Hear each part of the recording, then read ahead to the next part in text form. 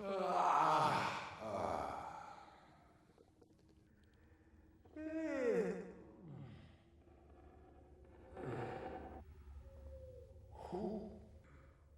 is that? I see someone.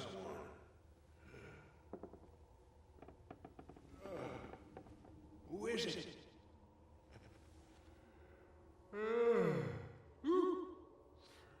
I was sleeping mighty deep till you folks wandered in.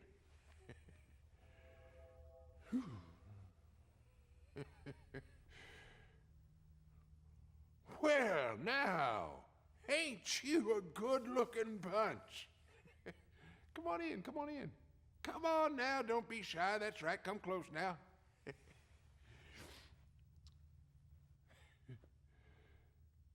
I got a story to tell.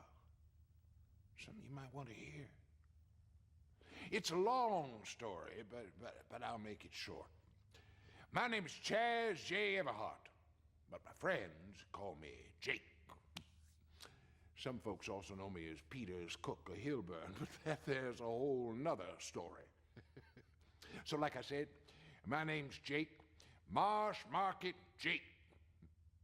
You might say I'm well known. I get the name Marsh Market from the old neighborhood in Baltimore where I grew up. Since then, I've followed all the professions in the thieving line, beginning with robbing the cash box when I was just a boy and moving up through your various grades of pickpocket, shoplifter, burglar, sneak, and forger.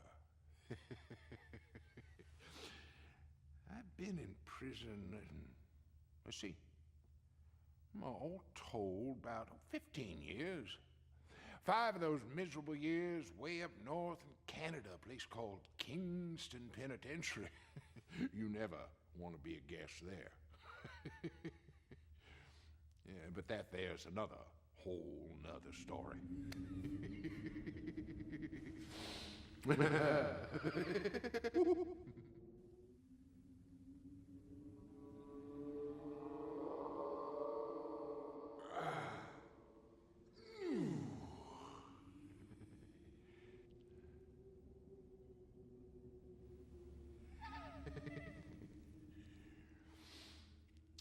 Yes, so I am a thief.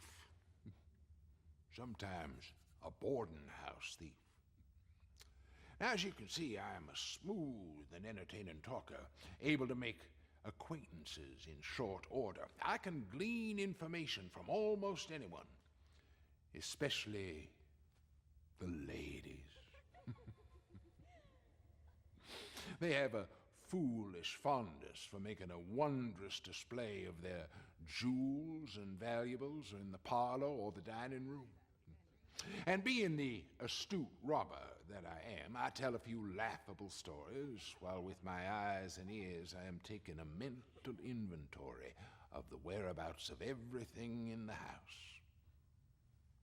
From there it's easy, really. While the other boarding house guests are at dinner or breakfast, I rummage through, taking what I want, filling my traveling case, and slipping unnoticed from the house. By the time they know what's hit 'em, I'm on a train to another city, where I can advantageously dispose of my plunder and resume my profitable exploits.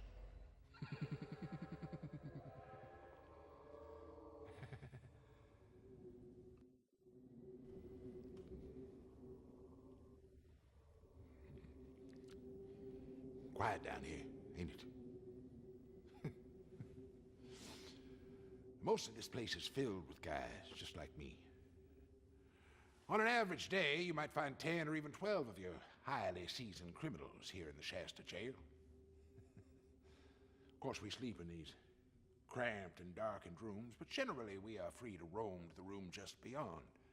We spend our days keeping warm by the fire and plotting and scheming our way out of here.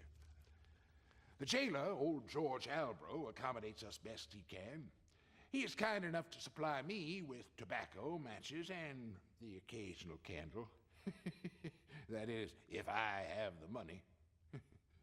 And he makes sure that my meals come over with cook from the Empire Hotel, sometime around the time you would think a man might be hungry. And I repay any debts to him, of course. One time, I slipped him a note, real quiet like, of course, to warn him that some of the men were plotting to bind and gag him and make their escape. A few days later, in the middle of the night, tap, tap, tapping in the cells. The cold dark of the early morning was thick like a damp wool blanket around your middle. Well, old jailer Albro, he come down to see what the ruckus was about, and he knew right away he needed reinforcements. Seems one of the prisoners had lost his already feeble mind and had begun to swing a hot, glowing wooden club retrieved from the wood stove. Well, under those conditions, it would not be unheard of for a man never to wake up from a well-placed and vicious blow to the head. Well, now old jailer Albro knows never to come in here without an armed guard posted outside. It's just as well. You never can be too careful with the likes of me around.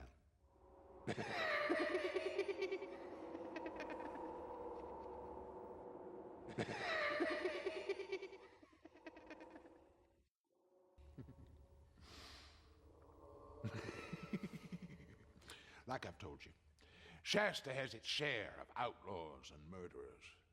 And this type of character, in contrast to your hard-working miner or businessman, does not do well here. Your more serious offenders, your murderers and horse thieves, for example, are hanged.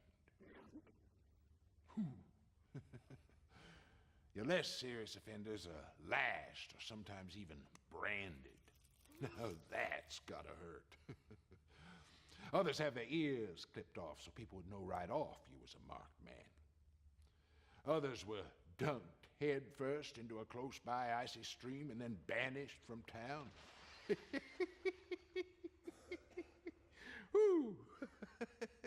Now, like I've said, the hard-working miners up here did not want to take time for the business of mining and gathering gold dust to build a jail.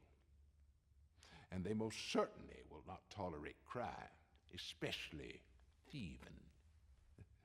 Your sneaks, hypocrites, and your higher-grade criminals like myself, Marsh Market Jake, do not last long in these parts. And those criminals of the lower order, them what rob with violence and brute force, well, they don't last long either. Shasta. Well, since we've gotten to be such close friends in such a short amount of time, I figured I ought to give you a piece of friendly advice.